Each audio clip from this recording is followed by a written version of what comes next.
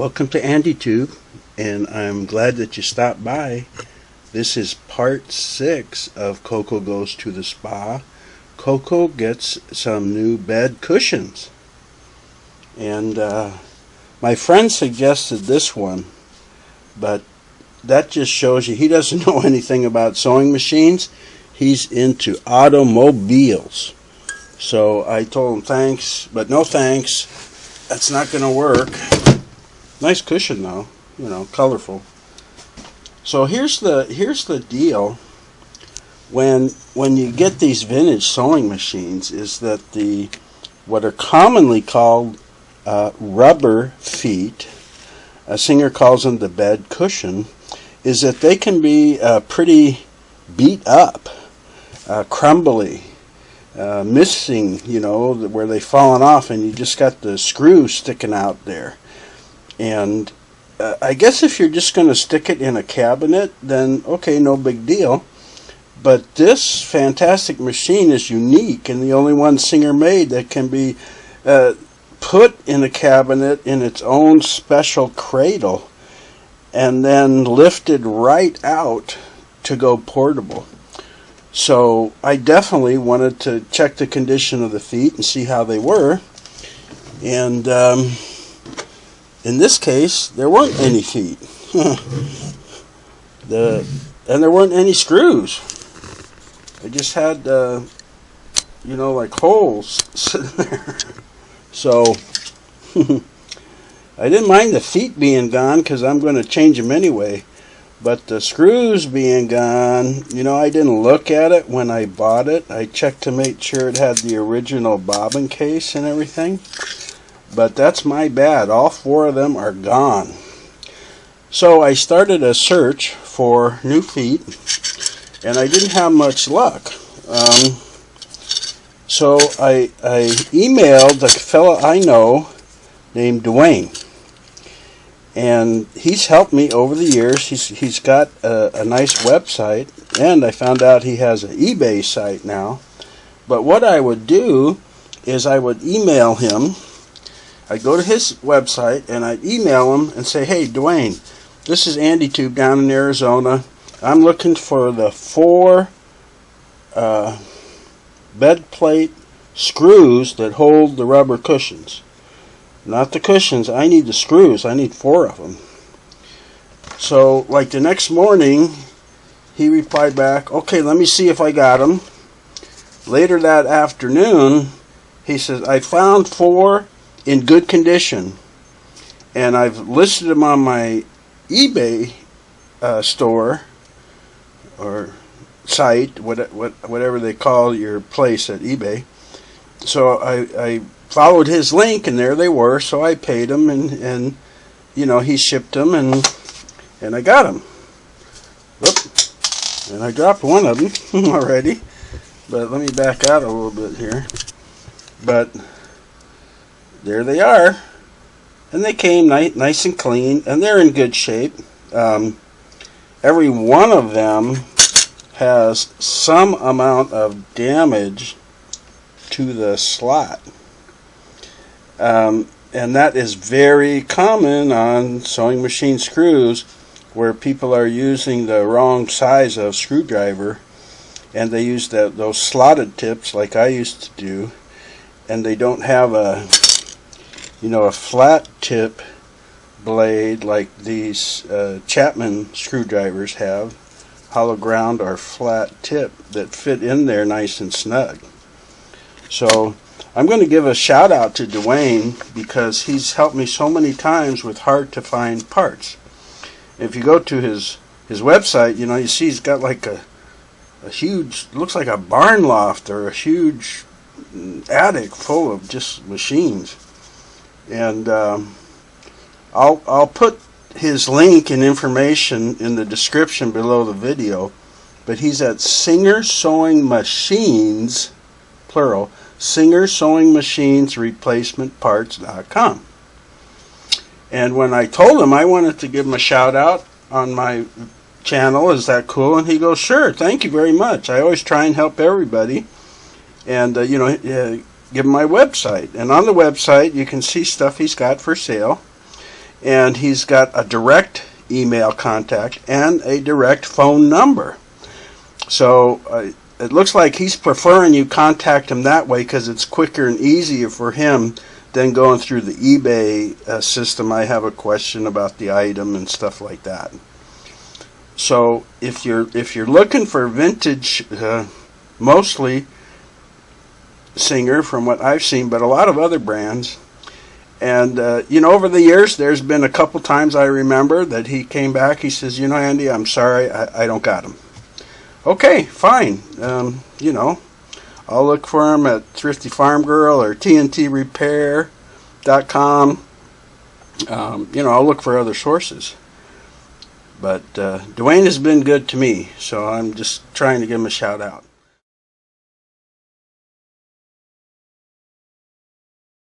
So, I had already bought in the past some of these rubber cushions, bed cushions, that are for the 301. And, they just fit in there real nice. And these are smaller than the ones I buy for the 401s, 404 and the Rocketeer 500 models. So I already had those. But dang, I needed those, and I got them. So I'm going to show you a close-up scan. I threw those on my flatbed scanner so you can see them a little closer. And then I'm going to put them in. Okay? So you take a look at that close-up picture while I set up to put these in. And I got to find the one I dropped.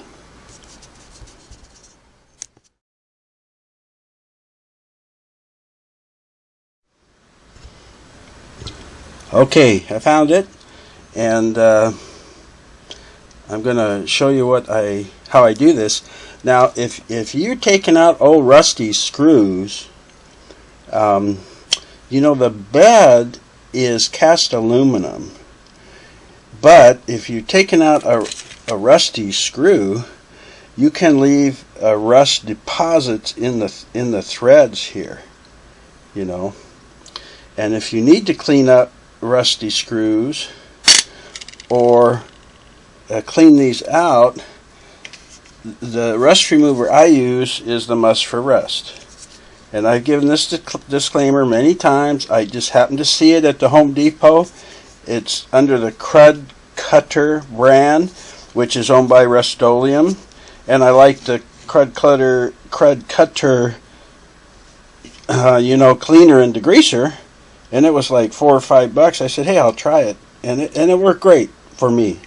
So if you have a favorite rust remover, that's terrific. But what I will do is if I see some rust in here, in these little holes, is I'll put some on one of these little interdentals.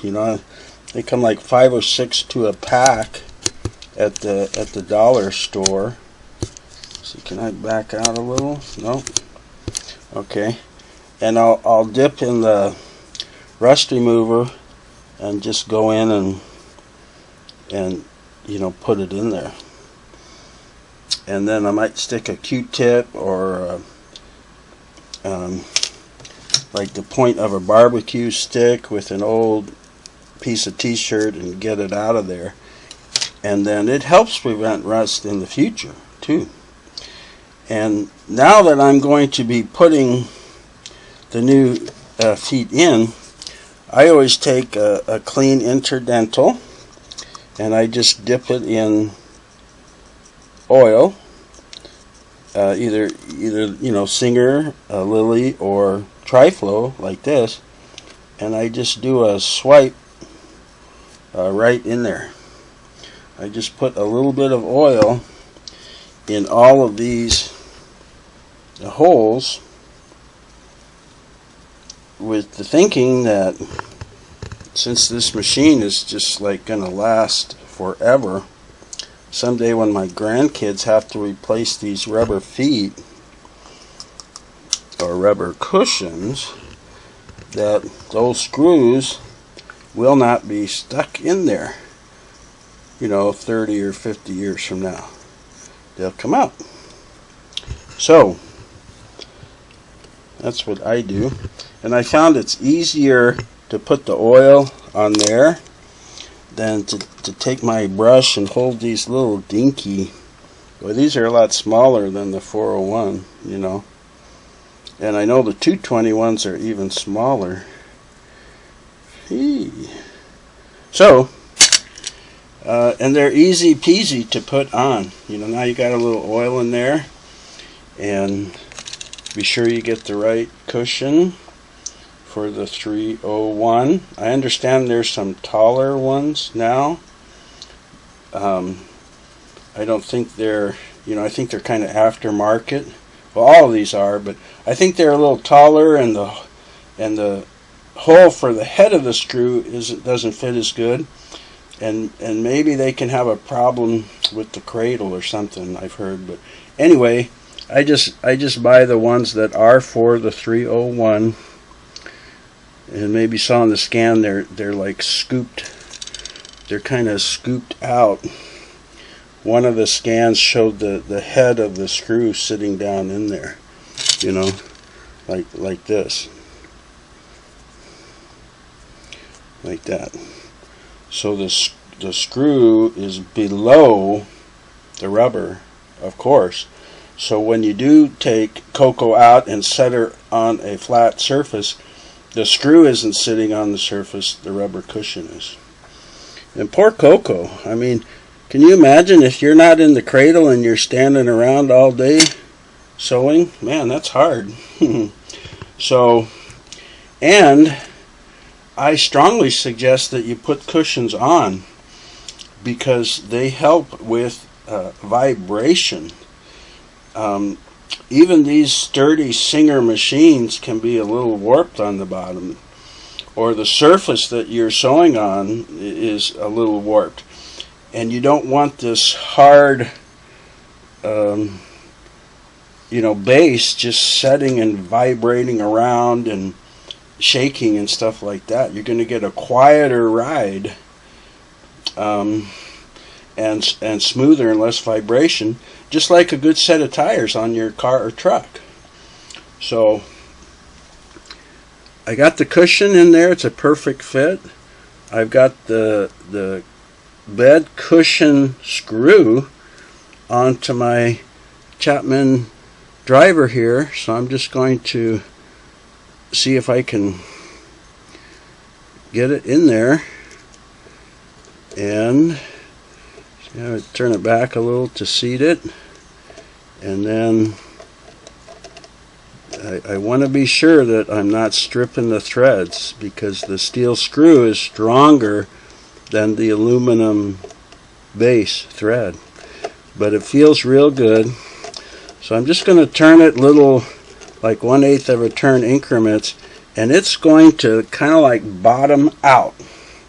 It's going to reach a point where it says, okay, don't turn me anymore, and you'll recognize it. And what happens is it gets down into that top part and kind of squeezes on top of the smaller hole that the screw goes through, and it gets in there nice and deep, and it spreads the cushion out a little bit. And you can, when you touch it, you'll feel it's like, oh wow, that's good. So okay, that was pretty easy, right? So the cushions, 301 and 221K cushions, of course, are a little more expensive. The 301s aren't as bad. I think when I bought this set last year, I think they were about $6 for the set. And you can check around at TNT Repair and eBay and places like that and see. But I strongly suggest that you get these ones with the nice deep pressed area for that screw to go down in there and pinch, and see how nice and deep that goes down in there.